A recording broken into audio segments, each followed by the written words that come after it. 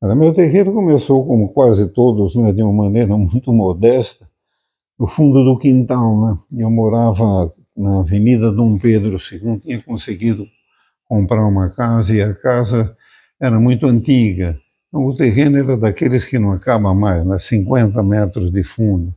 No fundo eu tinha uma edícula e meu terreiro, nós começamos a trabalhar lá. Mas ao meu lado morava o filho do promotor de Santo André, do Dr. Marinho, que depois se tornou um grande amigo da gente, compreende? Amigo de verdade. É pena que também tenha partido muito cedo. No princípio, o terreiro era no fundo do meu quintal, compreende? Certo? E quantos frequentadores tinha? 6, 7. Eu vivia pedindo para todo mundo: olha, não traga mais ninguém, certo? Eu tenho que levantar cedo. Terminava o trabalho no fundo do quintal, vinha todo mundo para a copa, para a cozinha, e esqueciam de ir embora, compreende? Certo? E eu tinha que estar às 7 horas da manhã lá na rua Jorge Miranda, esquina de Cantarena, no ambulatório da Cruz Azul, para atender os clientes que eu tinha lá, compreende? Nós, veja bem, nós criamos a casa de Pai Benedito num momento muito curioso. Um dia ele estava incorporado e a gente resolveu oficializar o terreiro, fazer o registro legal das tendas, que a preocupação era isso: se a tenda está legalmente registrada, não tem perigo nenhum. Desde que você não faça nenhuma bobagem, é claro, né? Quando nós fizemos o registro da tenda, tudo, a gente estava preparando isso, tinha que dar um nome para a tenda. Aí perguntaram para mim: que nome dá para a tenda? Eu falei: não sei, fala com ele, né? Esse é que é o pai da criança, né? E contrariando tudo que a gente encontrou até então, né? Perguntaram para ele, né? Vovô, que nome o senhor quer que dê para a sua tenda? A minha, né? A sua tenda. Ué, vocês não disseram que era minha casa? Minha sua casa, o que nome põe? Põe Casa de Pai Benedito. A maneira mais simples, ele era assim, compreende? Resultado, ficou Casa de Pai Benedito pela escolha da própria entidade. Põe Casa de Pai Benedito. Por que vai botar tenda, outra coisa tal? Era o entender dessa entidade espiritual maravilhosa, gente. Existem os atendimentos que são vistos pela vibração do médium. Existe a forma de perceptividade, existe jogo de búzios, jogos de tarô, jogos de carta. E existe a evidência também. E essa evidência é que é mais empregada dentro das incorporações das entidades. Aqui também existe uma outra relíquia que a gente chama. Também na tentativa de conservação, meu tio ficou com esse documento que também ficava no congá da casa do seu Birajara, e é um documento histórico de uma imagem do primeiro caboclo que minha avó incorporou, que é o caboclo Pena Verde. E isso na ocasião da passagem dela pela tenda Oxalá, no qual ela também teve passagem, né? Antes de abrir efetivamente a casa do seu Birajara, que era o guia-chefe do terreiro, mas seu Pena Verde é o guia-chefe dela. E essa imagem, que data, que tem alguns dizeres, né? Ela ainda possui o ponto do seu Pena Verde, que ele riscou e ele ficou identificado aqui. Dá para ler de modo muito apagado que essa imagem data de 1952. Caboclo Pena Verde, guerreiro de São Sebastião, delegado do chefe. Chefe responsável, na verdade, ele se refere a um outro caboclo também, que era o chefe responsável, da tenda São Benedito e tenda Oxalá. Né? E aí existe um telefone, mas infelizmente parte desse documento histórico, ele foi pelo tempo e as traças o pegaram. Mas foi depois, meu tio conseguiu colocar nessa moldura, e eu carrego para esse congá como símbolo também de uma resistência e também de uma história. A gente tem que honrar os nossos ancestrais e honrar quem veio antes, que lutou antes.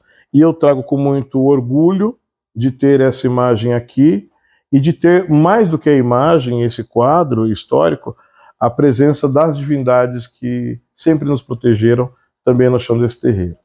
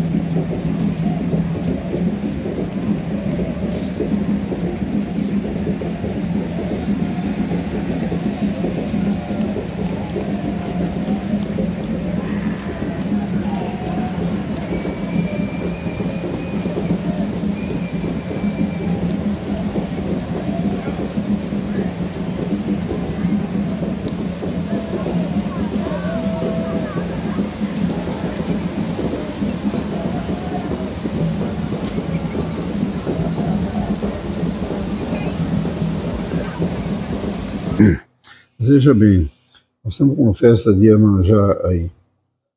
E há uma bruta confusão como começou a festa de Iemanjá. Há uma confusão muito grande, compreende? A festa de Iemanjá era realizada na Praia das Vacas. Um intervalo, nunca teve vaca nenhuma lá. O que acontece é que o canal de São Vicente, que no canal de saída de São Vicente, certo? É um lugar mais ou menos profundo, deve ter uns 7 ou 8 metros lá. E as traineiras de pesca que saíam para fazer a pesca fora, né, há muito tempo que elas param só lá na ponta da praia. Mas antes elas paravam nesse lugar, compreende? As redes eram muito pesadas. Hoje tem recursos mecânicos, tal, certo? As redes eram muito pesadas, certo? E eles não conseguiam tirar a rede. Então, o que acontecia?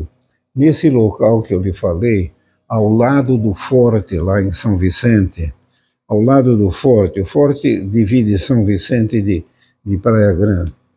O que acontecia? O pessoal usava juntas de boi. Quando a treineira chegava, ela apoitava, punha âncora, né? Certo? E aí um canoeiro ia pegar o cabo, uma corda. Com essa corda ele trazia uma outra, amarrada na ponta, muito mais grossa, certo? Que é a que ia trazer o saco com o pescado, a rede. Então o que acontecia? Ele, para puxar isso aqui para a terra, para a areia, eles utilizavam uma junta de bois. Uma junta trazia até um pedaço, aí entrava outra junta, tinha os nós na corda, compreende? Certo? Era chamada Praia das Vacas, mas como eu lhe falei, não tinha vaca nenhuma, só boi. Eu conheci isso aí por puro acaso. Eu tinha voltado para casa, eu falei para vocês, meu pai era amigo íntimo de um médico, doutor Aquiles Greco. O doutor Aquiles Greco tinha comprado lá em Santos uma traineira de pesca, um barco de pesca profissional, e transformou ele num barco de recreio. Colocou o guarda-mancebo, aquela armação de, certo? Colocou um timão, não era a condução, não, porque as traineiras são muito mais seguras que qualquer outra embarcação de turismo que a gente utiliza, né? É um João Bobo, que não afunda, né? Ele queria segurança. Quando a gente saía para pescar, ia pela orla, a gente ia pegar, ele foge no peixe de pedra, naquela ilha que a gente avista lá de Itanhaém, de Mongaguá, naquela ilha distante aí, que é a Ilha das Cobras. Você não pode descer lá, tem muita lá tem a jararaca ilhoa, uma espécie que vive só lá, compreende? Mas a gente chega perto, o diabo é que não tem areia no fundo, é difícil da gente parar o barco, porque não tem onde a âncora fixar, é pedra o fundo, né? Bom, mas a gente ia até lá e ficava pescando peixe de pedra, que é o mais gostoso, compreende? Depois da pescaria, recolhia o peixe, a gente voltava e vinha bordejando a costa, passando um pouco além da arrebentação, levando uma redinha, não sei se você conheceu, uma rede pequena chamada picaré. É um arco, certo? A chumbada arrastando na areia para pegar camarão. Aquilo, num caminho desses, a gente pegava 8, 10 quilos de camarões, compreende? Certo? Aquilo vem arrastando. Por isso a gente passou perto,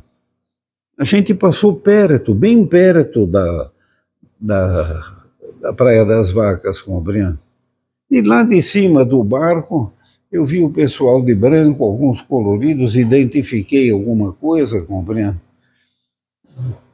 Eu pensei comigo, eu volto aqui. O barco ia até a ponta da praia, onde ele ficava apoitado, compreende? Certo? Desci lá, peguei o bonde e voltei para São Vicente. Aí atravessei a Ponte Pêncil, peguei o canal e fui até lá. E vi que quem estava conduzindo aquilo era um negro. Nessas alturas ele devia ter já seus 60 anos, ele já era bem maduro, tinha cabelos brancos, né?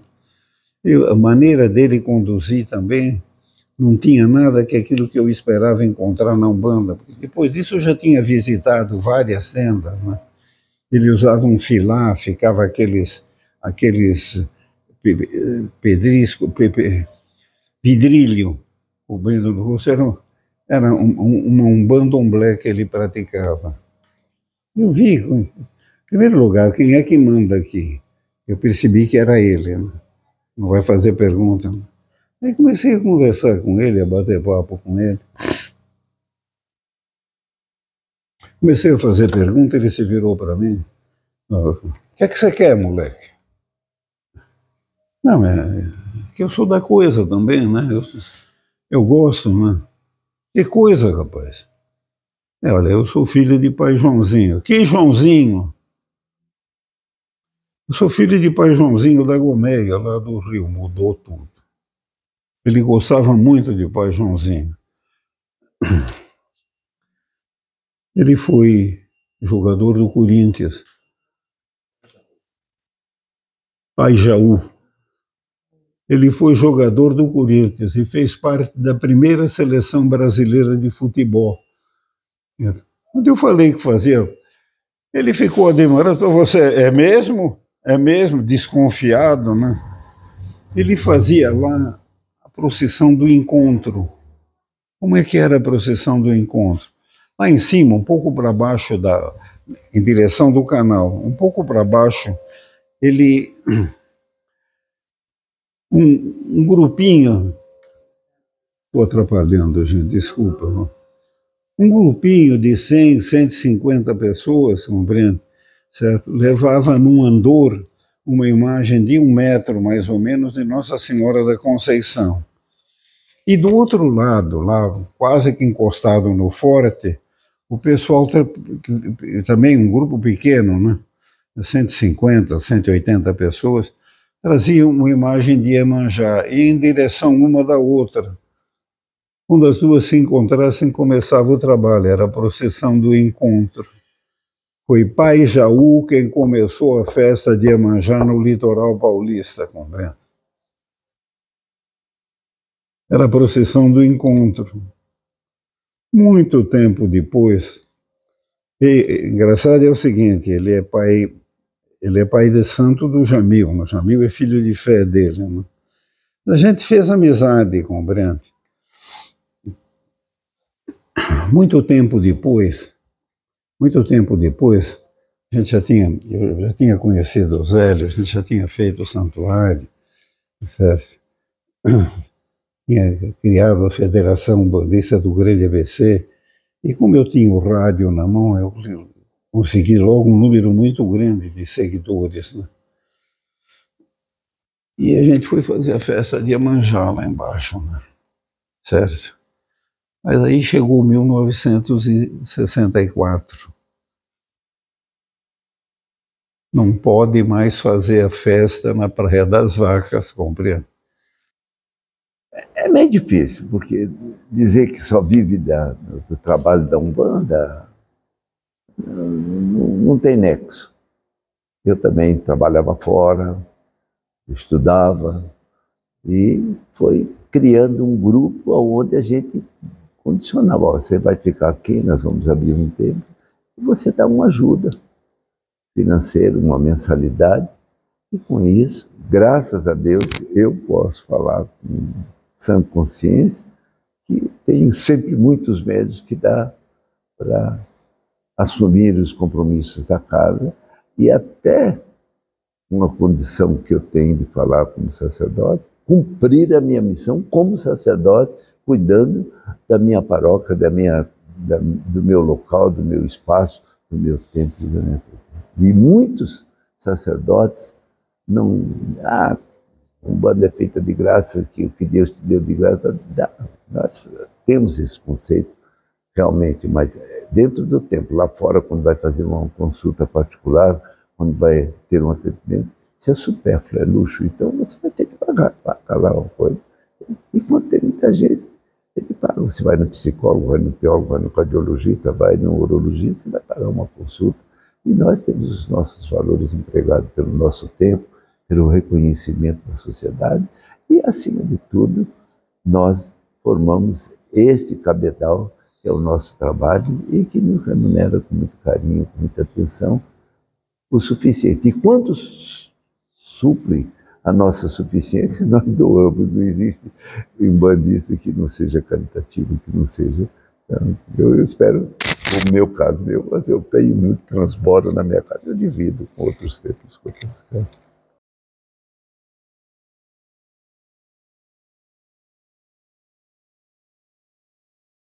Eixo da boca da mata, oi, dá licença, eu preciso passar. Eixo da boca da mata, oi, dá licença, eu preciso passar. É bem o saravá umbanda, na aldeia da Jurema.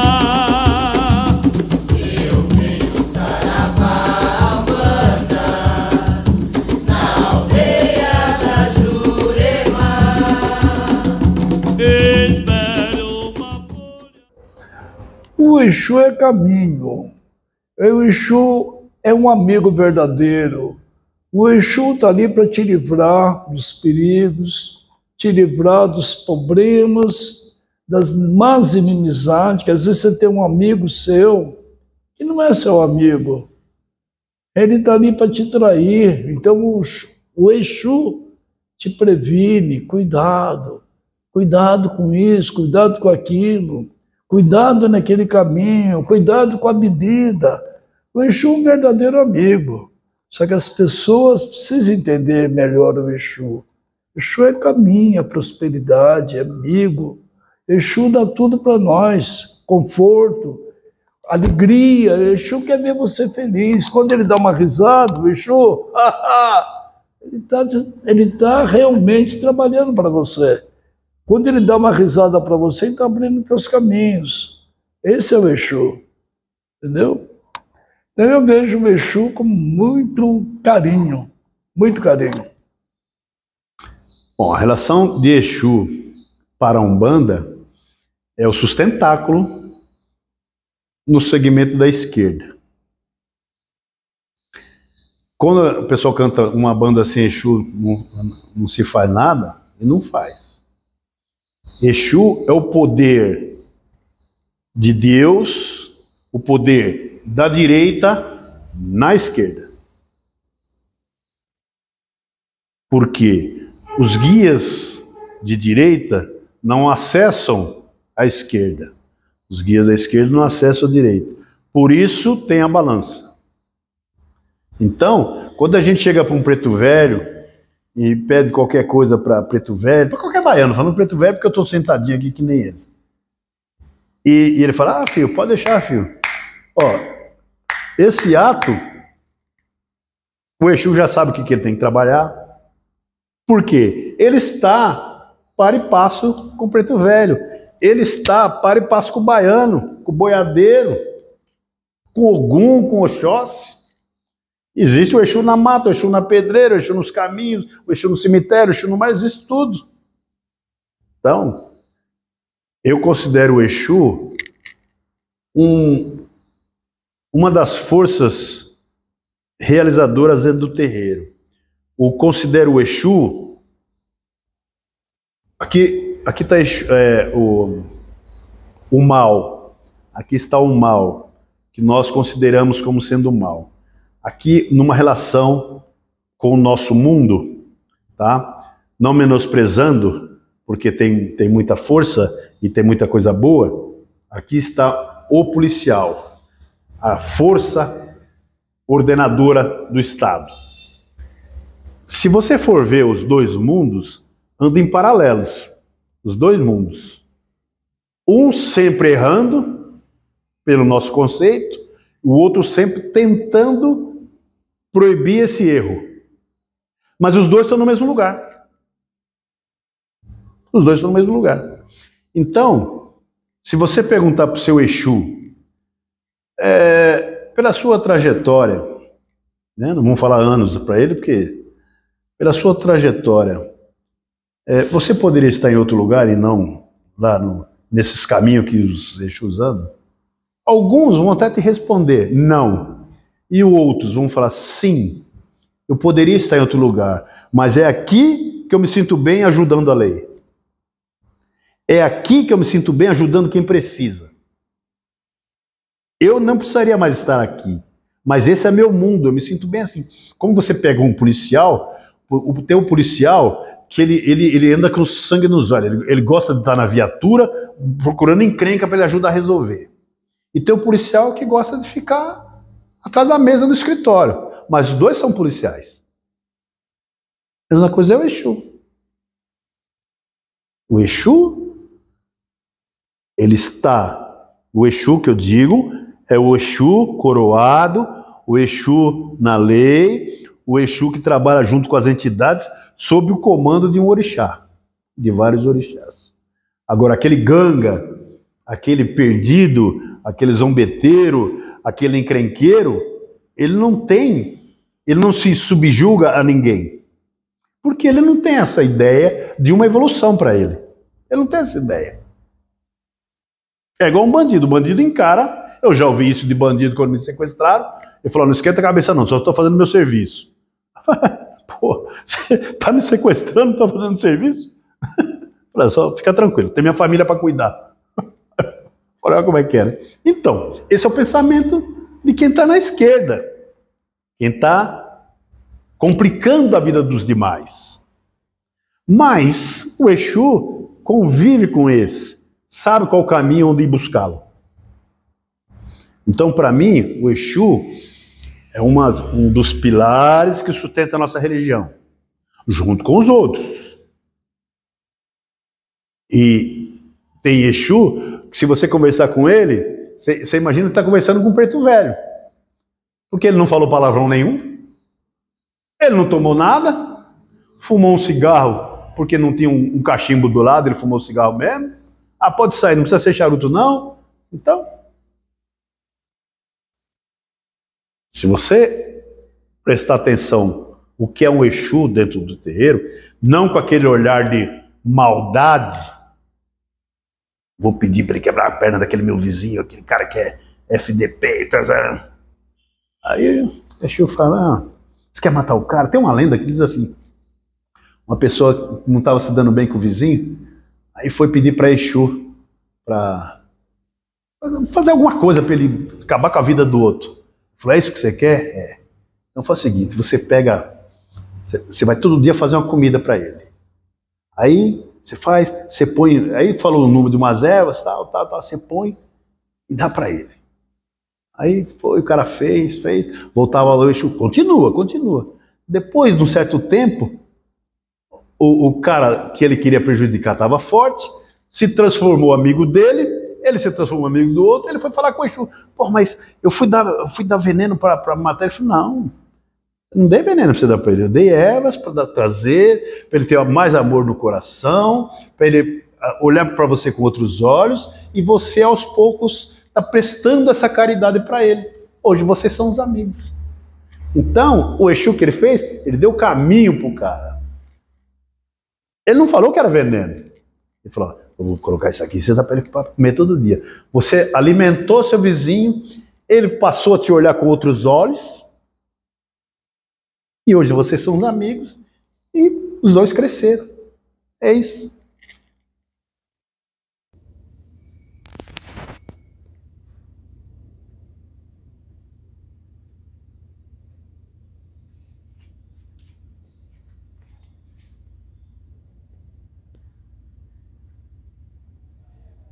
Olha, na minha visão, o Exu é aquele que abre tudo, né? Que abre as portas, que abre trabalho, que protege a casa, que é o guardião, que... Tudo isso aqui que eu tenho, esse terreiro aqui foi dado por Exu. Porque quem me ensinou a trabalhar, a cuidar do dinheiro, né? Como gastar, foi o seu Tiriri. Então essa casa aqui não é minha, é dele. Né? Porque ele que falava, ó, tem que guardar, vocês têm que saber o preço de vender. Foi ele que ensinou a gente, entendeu? Então a gente conseguiu, se não fosse ele, eu não conseguia. Então, para mim, Exu é o que carrega a Umbanda, na verdade. Né? Para mim, eles são do coração. O conceito que tinha da nossa religião na época, que era mais observado até com uma manifestação, até os próprios médiuns, era se falar assim, Exu. Exu era o demônio, era o Satanás. E casas tradicionais, quando falavam, batia na boca, que não pode falar esse nome dentro. Até um determinado tempo atrás, o Exu não era esse eixo do infinito, onde se busca uma razão, que é a minha interpretação. Mas na época o Exu era muito castigado e havia punições, inclusive. Até prisões, se houvesse prática dessa razão. Hoje não, o Exu está aí trabalhando.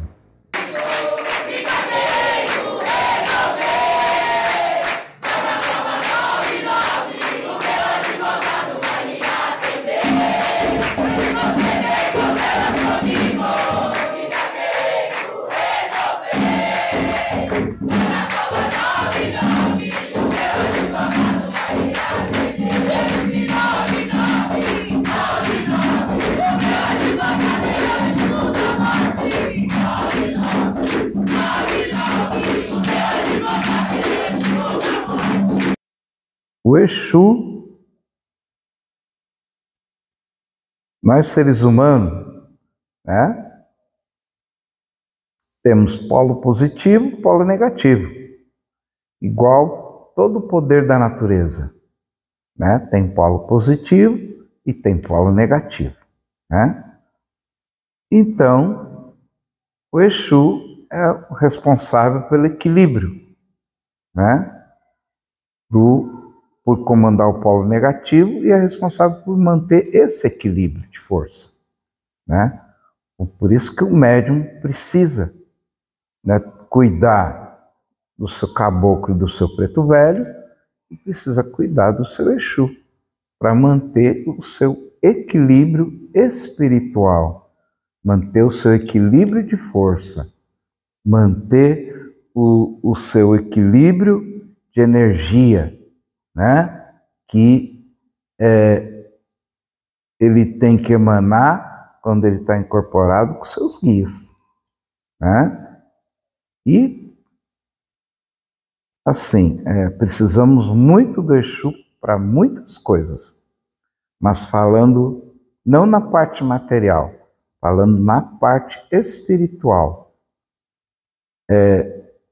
O Exu, ele também nos limpa, também nos descarrega, né, de determinadas coisas, né, igual o caboclo, igual o preto velho, né, também nos limpa, também nos descarrega. Então nós precisamos desse equilíbrio, polo positivo, polo negativo, né, para que a gente consiga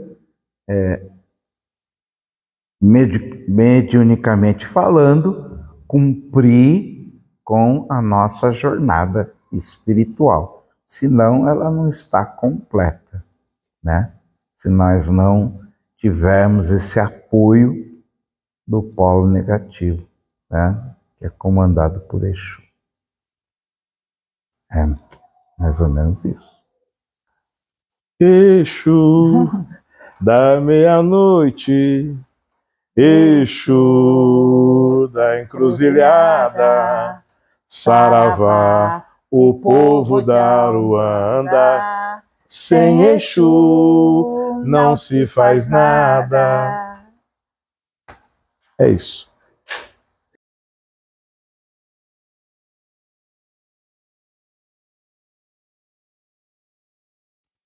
Eu quero deixar aqui uma mensagem. Eu sou presidente da Federação Espiritualista Reino dos Orixás, administro o Templo Espírita de Umbanda Mestre Tupinambá e temos uma federação com quase 120 templos filiados à nossa federação, mas são de filhos criados aqui na casa. Eu não recebo de outras federações, de outras casas, são filhos que são coroados pela mão dos nossos orixás e pela mão do Pai Varela. Então, aqui é onde nós fazemos o nosso trabalho social e que, graças a Deus, Deus deu proporção para a penetração em vários estados do país, em vários países circunvizinhos do nosso Brasil. Eu quero cumprimentar a você, meu irmão, que tem casa aberta, a você que levou as bordoadas da vida, como eu levo, como você leva, mas lembre-se que Deus não tira nada da gente para dar pior, Ele sempre dá melhor.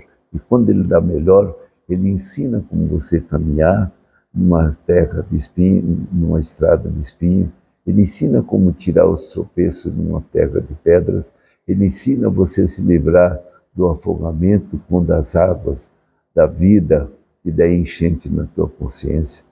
E traz a forma de dar equilíbrio, de tirar a essência das matas, dos rios e da sobrevivência pela força da natureza dos nossos caboclos. Então, eu quero aqui cumprimentar todos os meus irmãos que praticam a religião da espiritualidade, seja de que forma for. A Umbanda que nós estamos se referindo agora, eu tenho certeza que é para fazer a evolução do conhecimento cultural com relação à denominação Umbanda.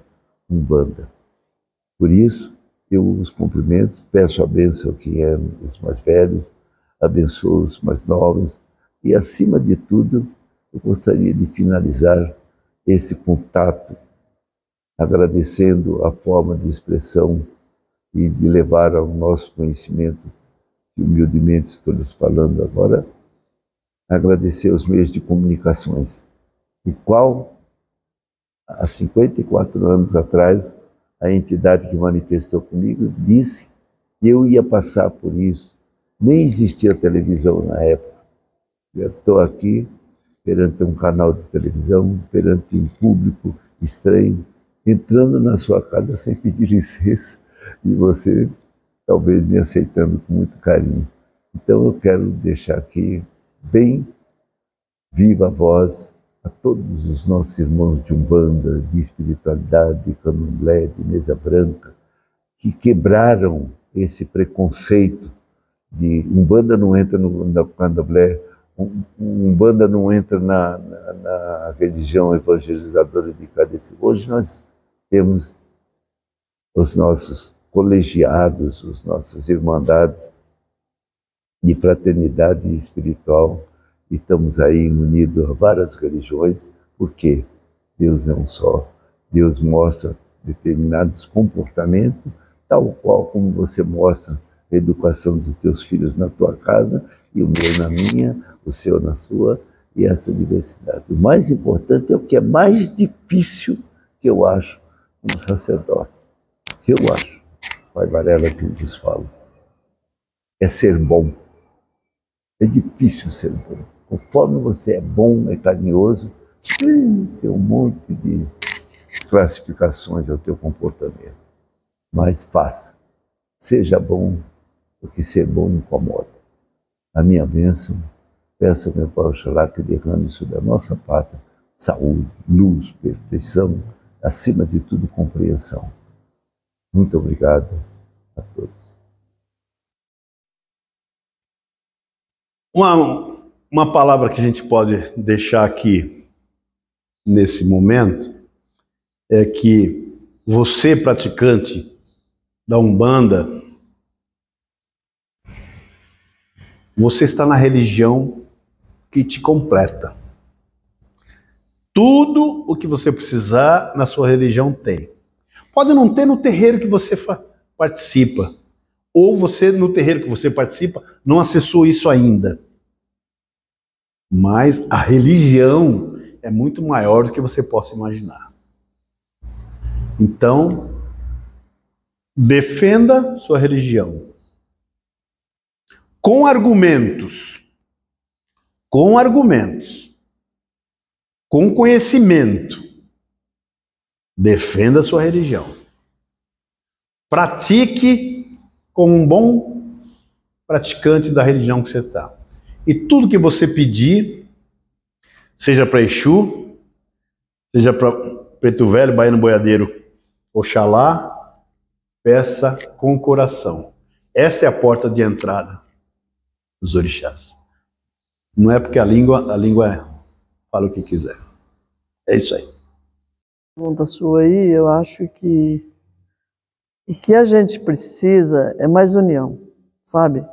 Esquecer coisas terrenas, porque a gente não está aqui para isso, né? Para disputa de espaço. Nós não estamos aqui para crescer com a nossa vaidade, né? Vaidade todo mundo tem, eu também tenho as minhas, mas quando eu entro na religião em si, eu sou bem pequenininha, entendeu?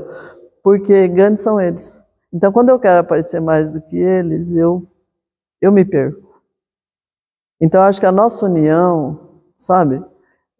Eu vejo muitos eventos aí que podia estar cheio, né?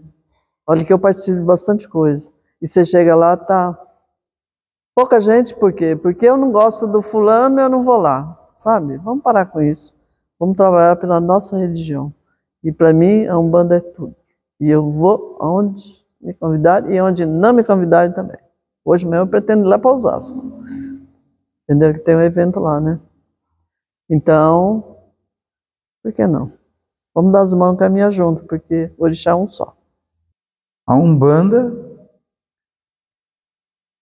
ela é paz, é amor e caridade. É isso que a Umbanda prega.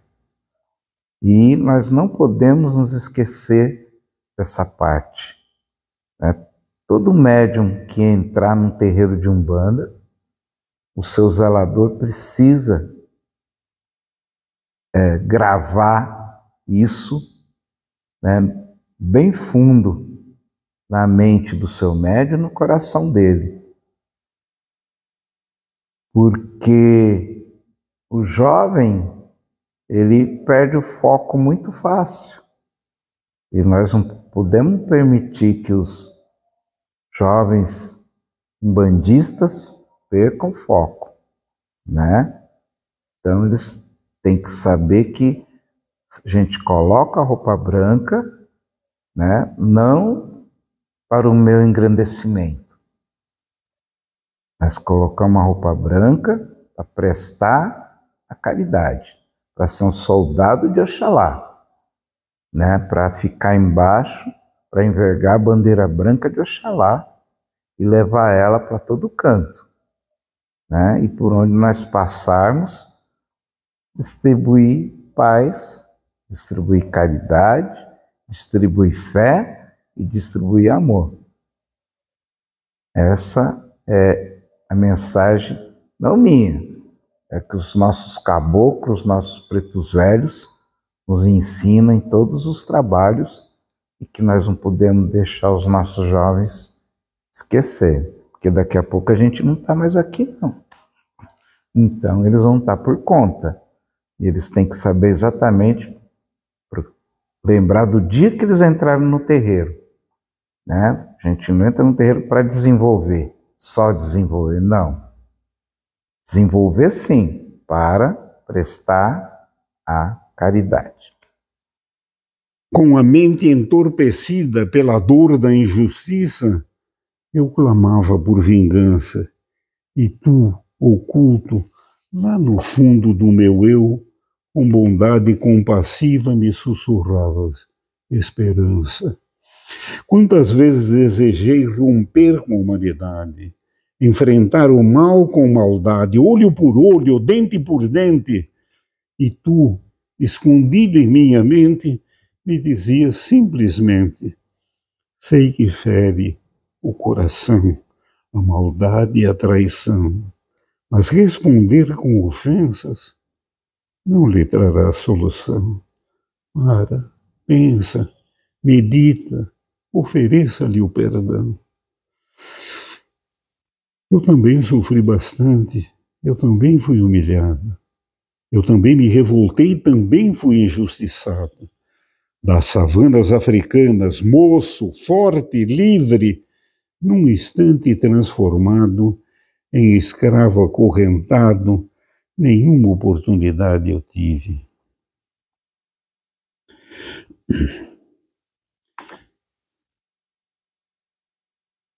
Uma revolta crescente me envolvia intensamente, porque algo me dizia que nunca mais eu veria minha Ruanda de então. Não ouviria a passarada, o bramir dos elefantes, o rugido do leão.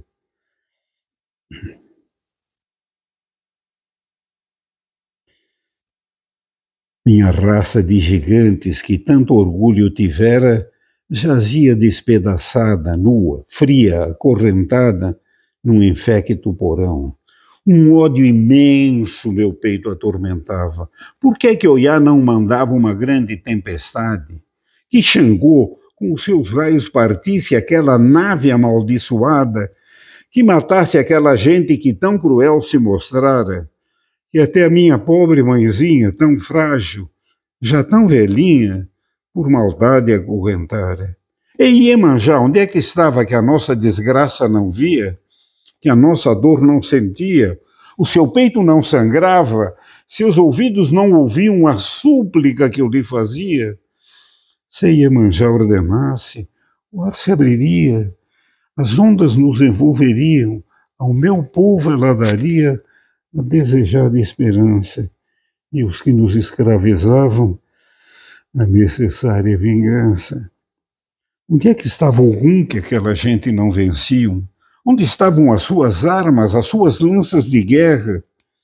Porém, nada acontecia. E a toda parte que olhava, somente uma coisa eu via: terra.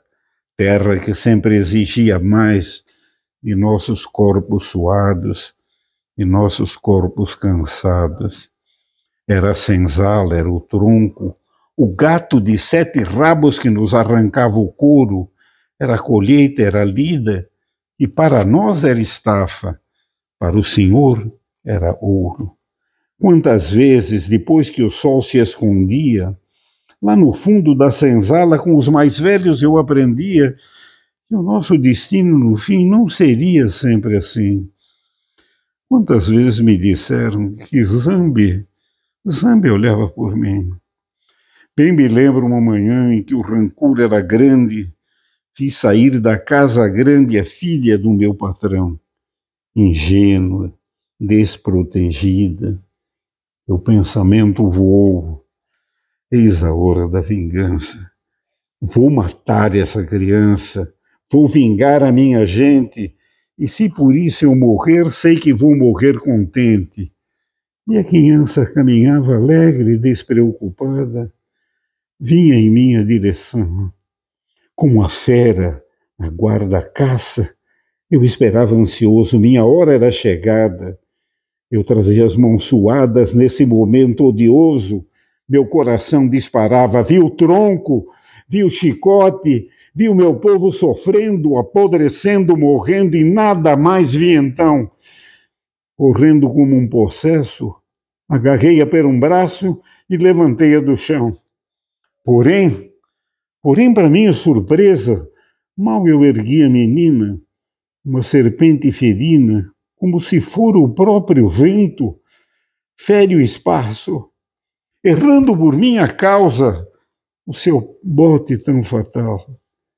Tudo ocorreu tão de repente, tudo foi de forma tal que ali parado eu ficara, olhando para a sermente que sumia no matagal.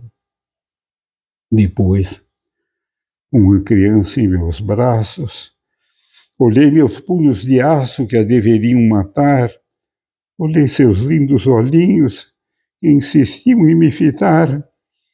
Fez-me um gesto de carinho, eu estava emocionado, não sabia o que falar, não sabia o que pensar. Meus pensamentos estavam uma grande confusão. Vi a corrente, o tronco, as minhas mãos que vingavam, vi o chicote, a serpente errando o bote, senti um aperto no coração. As minhas mãos calejadas, pelo machado, pela enxada, minhas mãos não matariam, não haveria vingança, pois que Deus não permitira que morresse essa criança. Assim o tempo passou. Do rapaz forte de antes, bem pouca coisa restou. Até que um dia chegou e Benedito acabou. Mas do outro lado da morte, eu encontrei nova vida, mais longa, muito mais forte, mais de amor e de perdão. Os sofrimentos de outrora já não importam agora, porque nada foi em vão. Fomos mártires nesta vida, desta Umbanda tão querida, religião do coração, da paz, do amor, do perdão.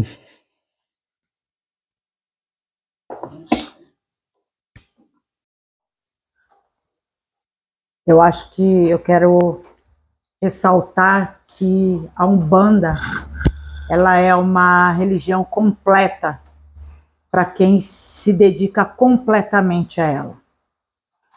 A Umbanda é uma religião inteira para quem estiver inteiro para ela e disposto a trilhar os caminhos que serão abertos e direcionados através da atuação da prática de Umbanda. Eu falo que uma entidade um dia disse que praticar Umbanda é muito difícil por ser muito fácil, por ser muito simples. O maior problema, a maior dificuldade é a gente que coloca querendo enfeitar, né? O guia vem com toda a sua energia, com toda a sua boa vontade, com toda a sua sabedoria para trazer o melhor que ele tem para aquele momento, para aquela situação, para ajuste, né? Para atuação específica naquele propósito. E ele pede só para que você seja inteiro. A entidade te entende dentro das suas dificuldades, das suas limitações, e junto com isso, entende o tanto que você pode melhorar através da atuação e do conjunto, né, desse laço que possa se estabelecer, entende até onde você pode chegar junto. Então eu falo assim, seja você para a Umbanda, esteja você para a Umbanda, esteja disposto a vivenciar, a se transpor através do que é a Umbanda, com todos os seus guias, falangeiros, mensagens e orientações, tem a trazer para você. Simples assim, que é uma forma mais segura de estar em perfeita conexão, de tirar as possibilidades do erro, de não ser mais e nem menos do que é necessário. Então eu falo assim, sinta a Umbanda, né? A Umbanda está pela gente, com a gente, através de toda a sua riqueza e grandeza, para que as coisas fluam, para que a gente na forma, eu quero dizer, material, se torne uma Umbanda, uma banda só, onde a gente consiga conviver em harmonia, onde a gente consiga se melhorar mutuamente, se auxiliar, né? Porque nada mais do que a Umbanda, a gente entender a Umbanda como um agrupamento de espíritos puros que trabalham em prol de um bem maior, e esse bem maior somos nós, então nós já somos o que temos que ser. Então, eu acho que não é falar quanto menos melhor, mas eu falo assim, quanto mais inteiro, melhor. Que a Umbanda consiga nos trazer essa consciência, a força, o direcionamento, para que a gente consiga ser inteiro, para a Umbanda, para conseguirmos sermos inteiros para a nossa vida. Axé. Para quem já é umbandista, eu não tenho que complementar. Essa minha fala sobre a Umbanda e essa mensagem vai para aquelas pessoas que ainda não são, ou que estão sentados na assistência, ou que têm curiosidade sobre a Umbanda. Permita-se sentar à frente de um preto velho ou de uma preta velha.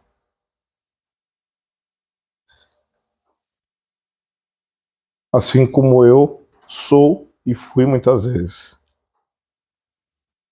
Permita-se ser abraçado por um caboclo. Permita-se sorrir com ele. Permita-se sair energizado com os falangeiros de Ogum e de Ansan. Permita-se se alegrar na presença de um boiadeiro. Permita-se ser tocado pela energia espiritual de um cigano. Permita-se abrir para que a sua ancestralidade de fato fale através da boca de um médium Umbanda e te alcance. Em algum lugar onde você estiver, algum ancestral vai olhar para você. Como olha por nós, como olha por mim, como olhou pela minha família e por todos os lugares que eu passei a vida toda. Eu, com meio século quase de vida dentro da religião de Umbanda, de uma família que tem mais de 100 anos dentro dela, me emociono todos os dias quando piso no chão do meu terreiro, quando bato minha cabeça no chão, quando vejo a corrente espiritual formada, quando vejo a aproximação dos guias, dos filhos de minha casa, quando percebo, quando rezo, quando abro a gira, quando vou dormir, a presença dos meus guias ao meu lado, nos tempos bons e nos tempos ruins. A gente posta muito na internet que eu não ando só, mas às vezes muita gente de fato se sente muito só. O que eu quero dizer com isso é que a gente não precisa postar na internet que não anda só. A gente precisa ter a certeza que não está sozinho. E eu garanto que quem pisa na Umbanda, com seriedade, com interesse e com verdade, nunca vai deixar de ter alguém ao seu lado para acolher suas lágrimas, mas também para aplaudir o seu sorriso.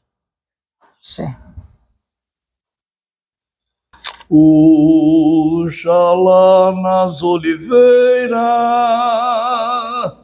pediu ao Senhor do mundo. Oxalá nas oliveiras pediu ao Senhor do mundo que ele plantasse e semeasse as caridades que o Pai determinou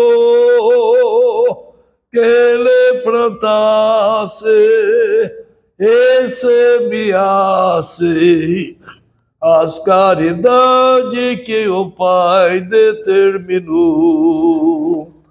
Como é lindo, Oxalá, como é lindo, Oxalá, como é lindo, Oxalá em seu congá. Como é lindo, Oxalá, como é lindo, Oxalá, como é lindo, Oxalá em seu congá. Viva Deus!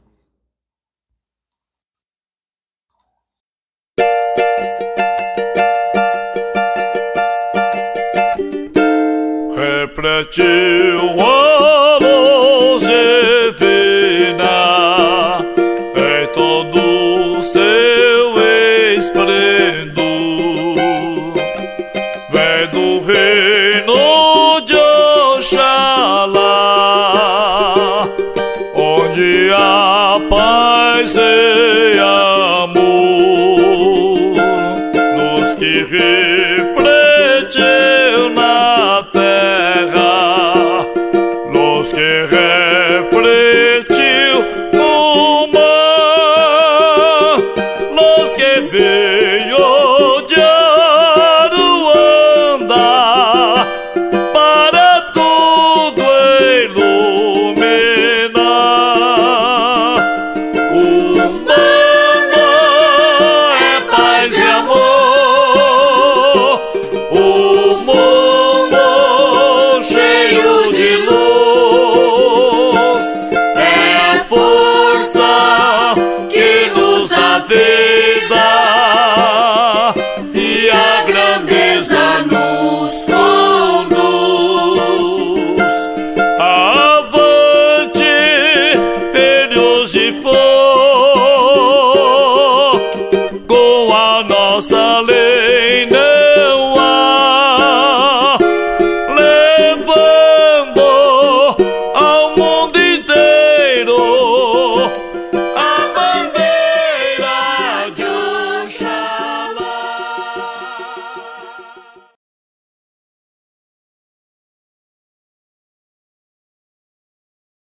E é seu Zé da senhora? Seu Zé é o início, para mim. Porque eu acho que se não fosse ele, eu não sei.